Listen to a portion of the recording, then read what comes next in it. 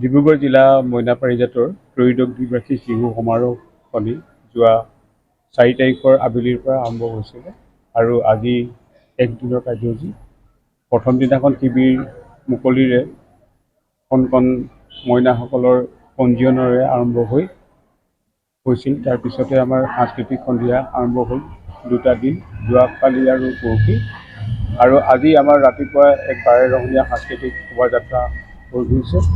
তাৰপিছতে আমাৰ আজিৰ মুকলি সভা আছে। মুকলি সভাৰ পিছতে আজি আমাৰ এই 3 দিনীয়া যি কাৰ্যসূচী আছিলে কাৰ্যসূচী সম্পন্ন হ'ল। সদৌ অসম মইনা পাৰিজাতৰ ডিব্ৰুগড় জিলা মইনা পাৰিজাত এখন স্বীকৃতিপ্ৰাপ্ত জিলা ত্ৰয়োদশ দ্বিবাৰ্ষিক জিলা সমাৰোহ আজি অনুষ্ঠিত হৈছে। আৰু সদৌ অসম মইনা পাৰিজাত ইতিমধ্যে মহাৰজত জয়ন্তী বৰ্ষ অতিক্ৰম কৰিছে। আপোনালোকে জানে, আমি গৌৰৱৰ বিষয় 5 বছৰৰ পৰা 14 বছৰ বয়সৰ যিসকল শিশু, সেই শিশুসকলৰ শাৰীৰিক, বৌদ্ধিক আৰু মানসিক বিকাশৰ বাবে যি কাৰ্যসূচী লোৱা হয়, সেই কাৰ্যসূচীৰ আজি এটা অংশ মহাৰজত জয়ন্তীৰ শিশু সমাৰোহ।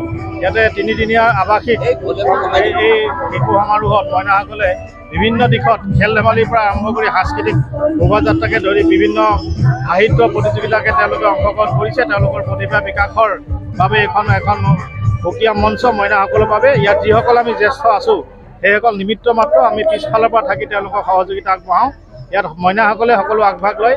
আমি আশা ৰাখিছোঁ এই মইনা পাৰিজাতৰ এনে অনুষ্ঠানবিলাকে ভৱিষ্যত দেশৰ ধৰণীস্বৰূপ বুলি কোৱা একোজন সুস্থ নাগৰিক, এখন সুস্থ সমাজ গঢ়িবলৈ সক্ষম হ'ব। সেয়েহে আমি সকলোকে আহ্বান জনাওঁ, আজি মহাৰজত জয়ন্তী বৰ্ষৰ ডিব্ৰুগড় ত্ৰয়োদশ দ্বিবাৰ্ষিক সমাৰোহস্থলীৰ পৰা আহক আমি সকলোৱে একেলগে অসমৰ ভৱিষ্যত ধৰণী, দেশৰ ভৱিষ্যত ধৰণীয়ে শিশুসকলৰ উন্নতিৰ কাৰণে আমি কাম কৰোঁ। খুব ভাল লাগিছে। আমাৰ ডিব্ৰুগড় জিলা সদৌ অসম মইনা পাৰিজাতৰ মহাৰজত জয়ন্তী দ্বিবাৰ্ষিক অধিৱেশনৰ আজি অন্তিম দিনা শোভাযাত্ৰা আৰম্ভ হৈছে। এয়া খুব ভাল লাগিছে। আমাৰ ল'ৰা ছোৱালীসকল আগবাঢ়ি আহিছে। সকলো পাৰিজাতৰ, আমাৰ 23খন পাৰিজাতৰ ডিব্ৰুগড় জিলাৰ। এইদৰে ল'ৰা ছোৱালীসকলৰ ভৱিষ্যত উন্নতি হওক বুলি আমি আগবাঢ়ি আহিছোঁ। ইয়াকে কামনা কৰিছোঁ। খুব সুন্দৰ আয়োজন। ডিব্ৰুগড় জিলা মইনা পাৰিজাতৰ অধিৱেশনৰ সংগতি ৰাখি এই শিশু সমাৰোহ অনুষ্ঠিত কৰা হৈছে। আৰু সমগ্ৰ অসমত মহাৰজত বৰ্ষ চলি আছে আমাৰ সদৌ অসম মইনা পাৰিজাতৰ। গতিকে আজি এটা খুব সুন্দৰ, বিশেষকৈ অৰুণোদয় মহাবিদ্যালয়ৰ প্ৰাংগণত, এই পবিত্ৰ জ্ঞান মন্দিৰৰ প্ৰাংগণত আজি ডিব্ৰুগড় জিলাৰ বিভিন্ন প্ৰান্তৰ পৰা শিশুসকলে 3 দিন একেলগে থাকি তেওঁলোকৰ প্ৰতিভাসমূহ বিকাশ কৰাৰ সুবিধা লাভ কৰিছে। বিশেষকৈ ইয়াৰ যোগেদি আমাৰ ছাত্ৰ ছাত্ৰীসকলে, বিশেষকৈ বৰ্তমান সময়ত যিহেতু আমাৰ খুব পৰিয়ালসমূহ আত্মকেন্দ্ৰিক হৈ পৰিছে, পৰিয়ালসমূহে নিজৰ পৰিয়ালটো বাদ দি বেলেগৰ লগত খুব মিলা মিছা কৰাত কিছু কাৰণত কমি গৈছে। তেনে সময়ত এনেধৰণৰ অনুষ্ঠানৰ যোগেদি আমাৰ ছাত্ৰ ছাত্ৰীসকলে তেওঁলোকৰ বন্ধুবৰ্গৰ লগত মিলিত হৈছে। ডিব্ৰুগড় এগৰাকী শিশুৱে ৰাজগড় শিশুৰ লগত মিলিত হৈছে। গোটেই নিশা তেওঁলোকে বিভিন্ন প্ৰতিযোগিতাত অংশগ্ৰহণ কৰিছে। গতিকে ইয়াৰ যোগেদি আমাৰ ছাত্ৰ ছাত্ৰীসকলে, মই ভাবোঁ যে যিটো আমি কোৱা হয় যাতে খুব এডজাষ্ট হ'ব পৰা যিটো এটা ব্যৱস্থা, এই ব্যৱস্থাটো আমাৰ এই শিশুসকলক প্ৰদান কৰিছে। মই এই ভাবোঁ যে আমাৰ ছাত্ৰ ছাত্ৰীসকলৰ ভৱিষ্যতত এজন সুস্থ নাগৰিক হিচাপে, এখন সামাজিক দায়িত্ব সম্পন্ন এজন ব্যক্তি হিচাপে গঢ়ি তোলাত এই মইনা পাৰিজাতসমূহ এনেকুৱা ভূমিকা যথেষ্টখিনি সহায় কৰিব। নমস্কাৰ। ডিব্ৰুগড় জিলাৰ ত্ৰয়োদশ দ্বিবাৰ্ষিক অধিৱেশনৰ আজি 3য় দিন। আজি বহুদিনৰ বিৰতিৰ মূৰত আমি এই অধিৱেশনখন অনুষ্ঠিত কৰিবলৈ সক্ষম হৈছোঁ। আৰু আজিৰ যি অধিৱেশনৰ আজি 3য় দিন, আৰু এই অধিৱেশনত ডিব্ৰুগড় জিলাৰ বিভিন্ন মইনা পাৰিজাত, বিভিন্ন শাখা পাৰিজাতৰ পৰা মইনাসকল আহি সমবেত হৈছিল। ইয়াত 4, 5, 6 তিনিটা দিন। 4 তাৰিখে মইনাসকল আহি ইয়াত সমবেত হ'লহি 4 তাৰিখে আবেলি। আৰু 4 তাৰিখে আবেলিৰ পৰাই আমাৰ বিভিন্ন প্ৰতিযোগিতা বা অন্যান্য কাৰ্যসূচীসমূহ আৰম্ভ হৈছে। পতাকা তোলন হ'ল। ইয়াৰ পিছতে আমাৰ বিভিন্ন চিত্ৰাংকন প্ৰতিযোগিতা, কবিতা আবৃত্তি প্ৰতিযোগিতা, মাৰ্চ পাষ্ট প্ৰতিযোগিতা, শাৰীৰিক ব্যায়াম প্ৰতিযোগিতা, তাৰ পাছতে আমাৰ আকৰ্ষণীয় যি শোভাযাত্ৰা, আজি শোভাযাত্ৰা প্ৰতিযোগিতা অনুষ্ঠিত হৈছে। আৰু আটাইকেইটাই ইভেণ্টেই প্ৰতিযোগিতামূলক। আৰু মইনাসকলৰ মাজত এই প্ৰতিযোগিতামূলক যি মনোবৃত্তি, সেইটো জাগ্ৰত কৰিবৰ বাবেই এটা সুন্দৰ পৰিৱেশ আমি দিবলৈ চেষ্টা কৰিছোঁ ইয়াতে। আৰু এনেধৰণে আমি ত্ৰয়োদশ দ্বিবাৰ্ষিক অধিৱেশনখন আজি জিলাভিত্তিত অনুষ্ঠিত কৰিছোঁ। মুকলি সভা আছে। ইয়াৰ পিছতে আজি আছে মুকলি সভা। আৰু মুকলি সভাত আমাৰ ডিব্ৰুগড় জিলাৰ বিষয়ববীয়াসকলৰ লগতে বিশিষ্ট অতিথিগণো উপস্থিত হ'ব। আৰু লগতে 3 বজাত আবেলি 3 বজাত এখন যিখন স্মৃতিগ্ৰন্থ পাৰিজাত নামৰ স্মৃতিগ্ৰন্থখনো উন্মোচন কৰা হ'ব। আৰু এনেধৰণৰ 12 ৰহণীয়া কাৰ্যসূচীৰে আজিৰ এই ত্ৰয়োদশ দ্বিবাৰ্ষিক অধিৱেশনখন আমি অনুষ্ঠিত কৰিছোঁ। প্ৰায় 250 মইনা আছে 25খন শাখাৰ সমগ্ৰ জিলাৰ 25খন শাখাৰ 10গৰাকীকে মইনা আমি সমবেত হৈছে আৰু এই 250 মইনা প্ৰায় 250 মইনা সমবেত হৈছে। লগতে 2গৰাকীকৈ পৰিচালিকা প্ৰতিখন শাখাৰ পৰা 2গৰাকীকৈ পৰিচালিকা আছে আৰু অন্যান্য বিষয়ববীয়াসকলো আছে, কৰ্মকৰ্তাসকল আছে, উদ্যোক্তাসকল আছে। আৰু মোৰ লগত আপুনি দেখিছে যে আদৰণীয় সমিতিৰ এজন অন্যান্য বিষয়ববীয়া, লগতে আছে তেওঁ ডিব্ৰুগড় আঞ্চলিক মইনা পাৰিজাতৰ সভাপতি হৰেণ্য সেনাপতি ছাৰ। গতিকে তেখেতৰ পৰাও এইটো তাৰমানে আমাৰ 2 বছৰ মূৰে মূৰে জিলাৰ 4খনকৈ আমাৰ আঞ্চলিক আছে। ডিব্ৰুগড় আঞ্চলিক, দুলীয়াজান আঞ্চলিক, নাহৰকটীয়া আঞ্চলিক আৰু চাবুৱা আঞ্চলিক। গোটেই জিলাখনৰ সমূহ শাখাবিলাক এই আঞ্চলিকৰ অন্তৰ্ভুক্ত। আৰু আমি প্ৰতিখন আঞ্চলিকেই 2 বছৰ মূৰে মূৰে আমন্ত্ৰণ কৰোঁ আমাৰ জিলাৰ অধিৱেশনখন কাৰণে। আৰু এই ধৰণে আমাৰ এবাৰ ডিব্ৰুগড় আঞ্চলিকৰ, মই সভাপতি, ডিব্ৰুগড় আঞ্চলিকে আমি এবাৰ নিমন্ত্ৰণ কৰিলোঁ ডিব্ৰুগড় জিলাৰ বাকী আঞ্চলিকৰ শাখাসকলক। আৰু সেই ধৰণে আমি আজি 3দিনীয়া দ্বিবাৰ্ষিক আমাৰ দ্বিবাৰ্ষিক অধিৱেশনখন আমি অনুষ্ঠিত কৰিছোঁ 4 তাৰিখৰ পৰা ক্ৰমান্বয়ে। আৰু এইখিনিত আমাৰ সকলোখিনি সুবিধা প্ৰাপ্য মানে আমি দিবলৈ চেষ্টা কৰিছোঁ।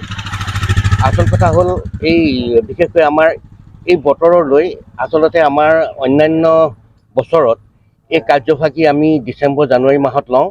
আৰু এতিয়া যিহেতু পৰীক্ষাৰ ব্যৱস্থাটো সলনি হোৱা কাৰণে আমাৰ এই ছেশ্যনটো সলনি হৈ গৰম বন্ধত আমি ল'বলগীয়া হ'ল। আৰু গৰম বন্ধত বিভিন্ন বিদ্যালয়বিলাকত বিভিন্ন কাৰ্যসূচী থকাৰ কাৰণে আমি বিদ্যালয়বিলাকত আমি অনুষ্ঠান পাতিব নোৱাৰিলোঁ। আৰু অনিৰুদ্ধ কলেজত আমি প্ৰস্তাৱ দিয়াৰ লগে লগে তেখেত কৰ্তৃপক্ষই আমাক খুব সুন্দৰভাৱে সহযোগ আগবঢ়ালে আৰু তেখেতসকলে যিমান পাৰে সকলোখিনি আমাক সুবিধা দিছে। গতিকে আমি ইয়াত দ্বিবাৰ্ষিক খুব সুন্দৰকৈ অনুষ্ঠিত কৰিছোঁ। আৰু আমাৰ ইয়াত প্ৰায় 25খন শাখা আমাৰ ইয়াত অংশগ্ৰহণ কৰিছে।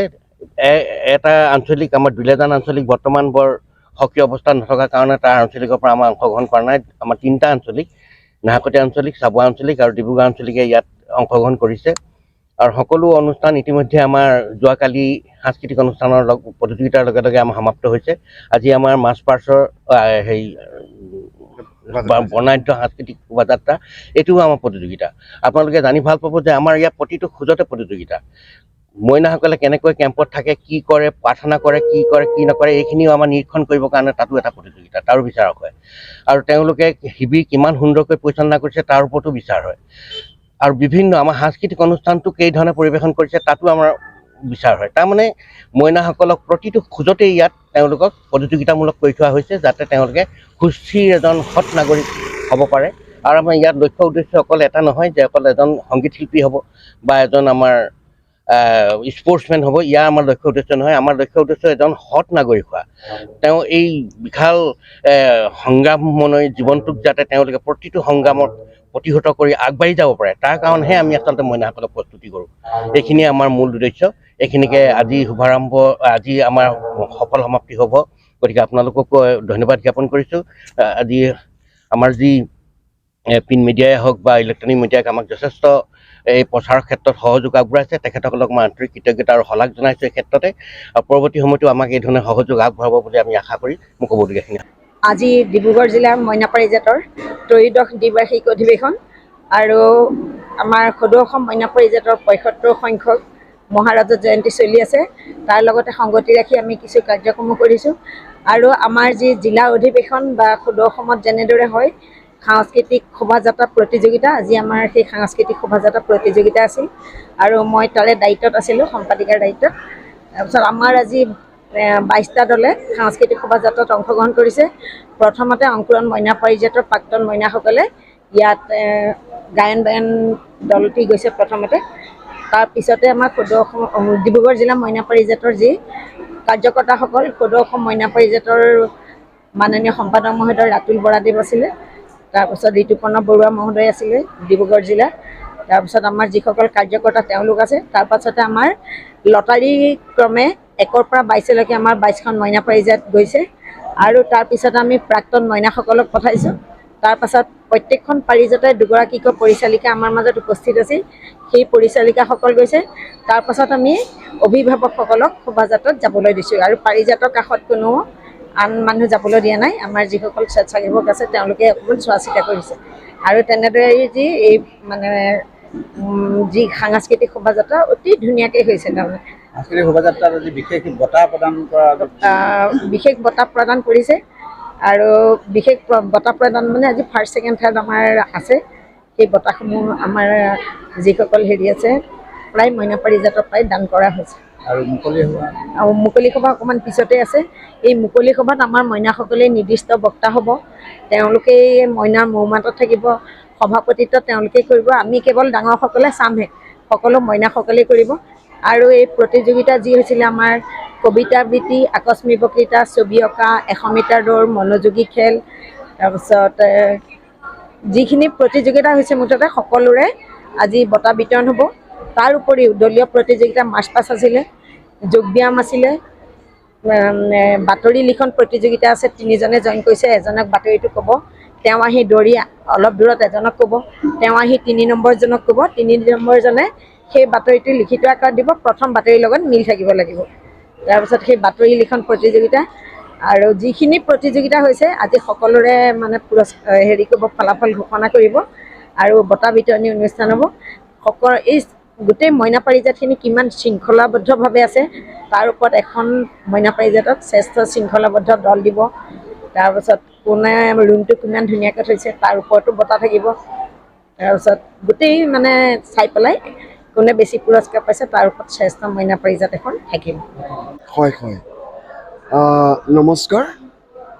আজি আমি ডিব্ৰুগড় জিলা মইনা পাৰিজাতে প্ৰায় 2017 বছৰৰ পাছত মানে ক'ভিড কালৰ পাছত প্ৰায় 8 বছৰমানৰ অন্তত ডিব্ৰুগড় জিলা মইনা পাৰিজাতৰ যিটো সাংবিধানিক নিয়ম, এই নিয়ম অনুসৰি আমি প্ৰত্যেকেই শাখা মইনা পাৰিজাত, আঞ্চলিক মইনা পাৰিজাত জিলা আৰু সদৌ অসম মইনা পাৰিজাতে 2 বছৰৰ অন্তৰে আমি শিশু সমাৰোহ অনুষ্ঠিত কৰোঁ।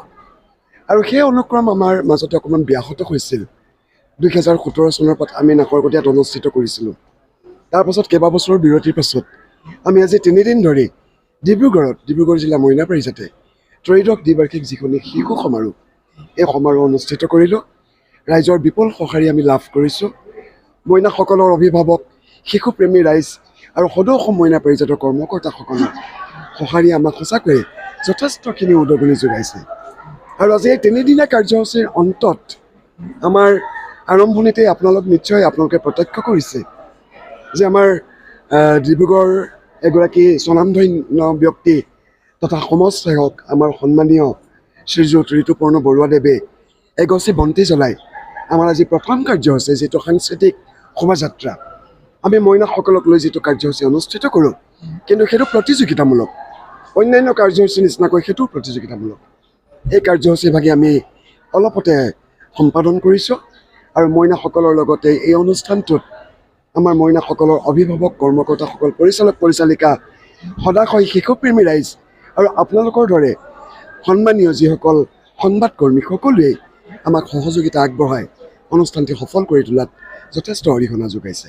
তাৰ বাবে আমি আপোনালোকৰ ওচৰত চিৰকৃতাৰ্থ হৈ ৰ'ম।